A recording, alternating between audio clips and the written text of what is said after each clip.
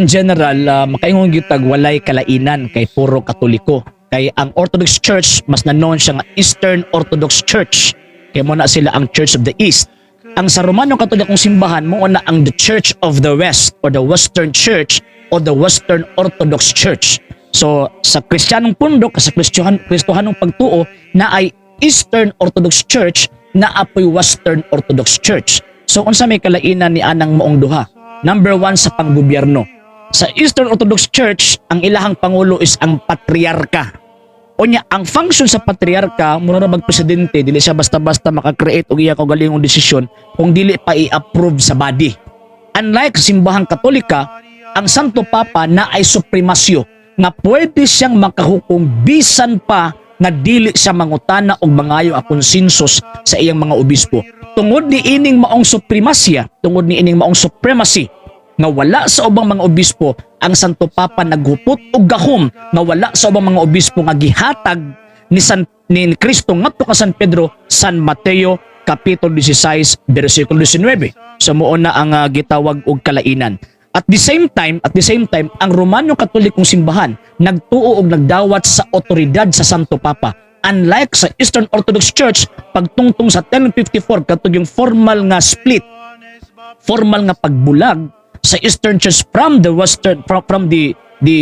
main branch sa Christianity nga mo ning Western Church, pagbulag nila wala na nilang gidawat na ang supremasyo sa Santo Papa. Munang gitawag sila og schismatic church. So naa sila kaugalingong diocese, naa sila kaugalingong balaod gawas sa Romano Katolikong simbahan. Pero nagyapon sila apostolic succession nga naman kay sa lugar nga diin asa naggikan ang Eastern Church, dito man pod naggikan o dito man pod katapusang namatay ang usa sa mga 12 sa mga apostoles, kung wala ko masayop si Saint Andrew o si San Andres. So una, government. Ikaduha, ang disiplina. Sa Romano Katolikong simbahan, ang mga pari na ay silibasya. Ang buti pasabot, ang mga pari dili magminyo, celibate sila. Pero sa Orthodox Church, kung wala ko masayop, ang mga pari magminyo. Pero kung gusto sila mahimong patriarch, o di sila magminyo. So ingon ana. So sa gobyerno, sa disiplina, naa sila gitawag og kalainan. Then ikatulo, kining maong politikanhong butang. Sa Roman Catholic Church, ang pagtuo sa simbahang Katolika, ang simbahang Katolika labaw sa tanang mga nasod, labaw sa tanang mga hari, sa tanang tawag ining mga pangulo sa mga nasod. Apan ang Orthodox Church, they are under, submissive sila, ilalom sila sa balaod sa panggobyerno. So mo na kalainan. Ikaapat, sa doktrina, ang Romano Katolikong simbahan nagtuo sa kining gitawag og filioque.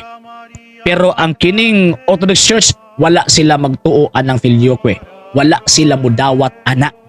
Then pagkahuman ang Eastern Orthodox Church, wala magtuo sa dogma sa Immaculada Concepcion.